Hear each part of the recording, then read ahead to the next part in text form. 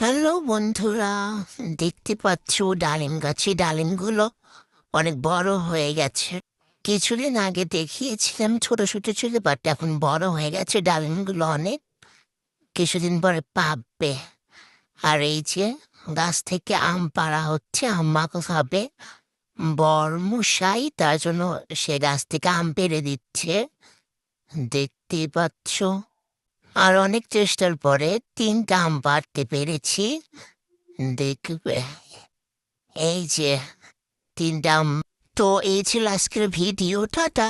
Hello বন্ধুরা, দেখতে পাচ্ছ ডালিম গাছে ডালিমগুলো অনেক বড় হয়ে গেছে। কিছুদিন আগে দেখিয়েছিলাম ছোট ছোট ছিল, বাট এখন বড় হয়ে গেছে ডালিমগুলো অনেক। কিছুদিন পরে পাকবে।